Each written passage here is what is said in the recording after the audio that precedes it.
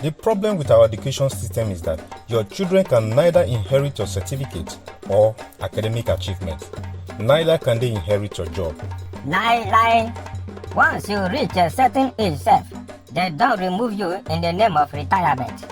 You can neither protest nor appeal. That's right. But your business and investments are the things that your children and children will inherit if well managed. Take a look at KFC, Uber, Unilever, Dangote Group, Corn Oil, GT Bank. All these are businesses. Do you know that the man that started Coca-Cola is no longer alive? Yet the brand lives on. But the people that were professors, who attained the highest level of education at the same time that man started Coca-Cola. In fact, nobody even remember that they ever existed. But from Coca-Cola, you will always remember the founder, and his generation will keep benefiting from that business.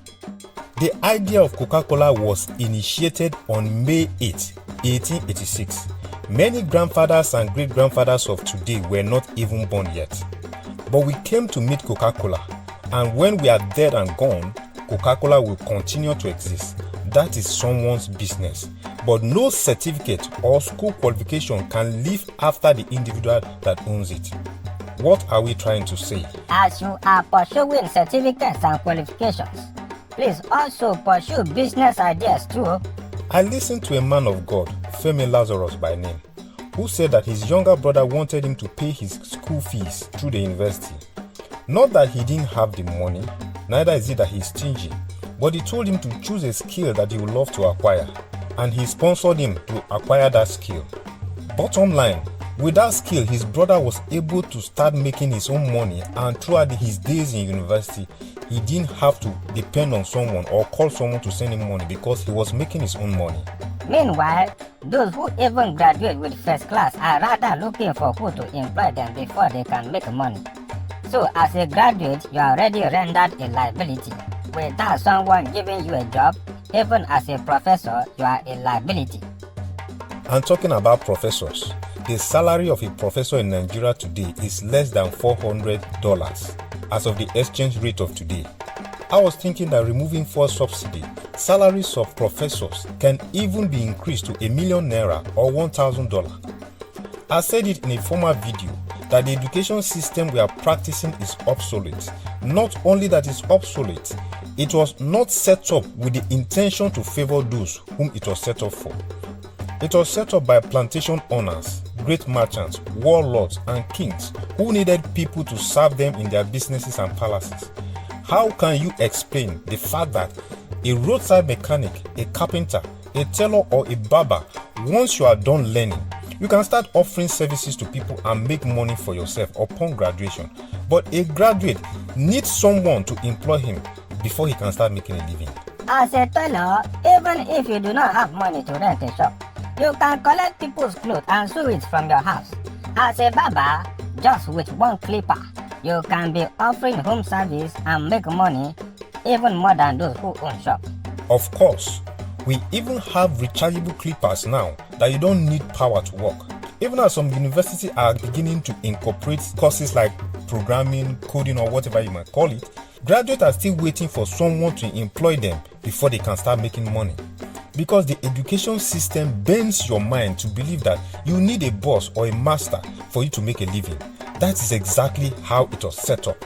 Because they needed to train slaves that they took from Africa and other parts of the world to understand English and understand how certain things work so that they can better serve them. That is why those who work for government are called civil servants. The same way, if you are working for a private organization, you are also a private servant, because they were all slaves and servants working for their masters. Now take a look at the Igbo man system. A young man is picked up from the village to come and serve someone, maybe 5 years or 7 years as the case may be. The same period of time that it takes you to go through the Nigerian university system and service. Upon freedom of serving his master, he automatically becomes a boss or a master on his own, because his master will settle him. And settlement intends that you either give him one branch of your business or one of your shops, or you set up one for him, or you give him enough money for him to be able to set up his own business. Automatically, that guy starts creating jobs because he too will go to the village to get someone that will come and serve him, who will also be settled at the end of serving him. And the circle continues. This is the reason why Igbo people thrive no matter the economic situation. Because if there's inflation, the Igbo man or any other business person out there, they will increase the price of the goods or services so they can still make their own profits. But as a civil servant or private servant, you can't go and ask your boss to increase your salary just because Naira is losing value and the prices of things are going up. They will tell you to resign if you are no longer interested in the job. I was talking to a cousin of mine who lives in Ikorodu, Lagos and works in Ikoyi. He was telling me that his transport fare per day is 5,000 naira to and fro the office. If not that he's a government worker, he will have stopped working already. And trust me, I know a lot of people who have stopped working in Lagos just because their transport fare has become more than their salary. But can a businessman just quit like that? No. When you go to the market to buy things and the prices have gone up, who made them to go up? Business owners increase prices to keep making their profit, either when the dollar increases or when there's fuel price increment. Bottom line, even as you are a servant to someone, start a side hustle that can be fetching you something by the corner. So as other people are increasing prices of their own things, you too, you increase your own price. You can't carry last. But when you don't have a business, you are the one that will absorb all the financial shocks. I will advise that even before you go to the university, why not get a skill that can be fetching you money while you are in school?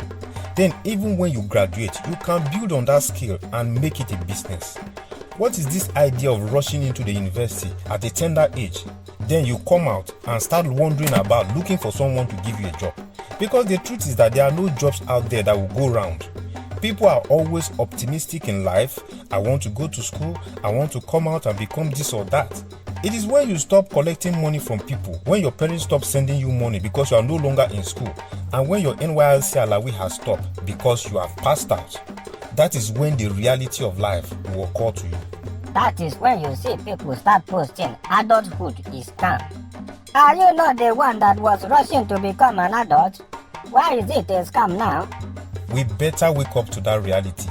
If we can't change the education system, let us pad up to man up with the challenges of the new realities around us. Until we come your way again next week, start thinking about some skills to acquire. Or if you have business idea for students and people that are about to become students, please leave it at the comment section below. Stay blessed. Butcha!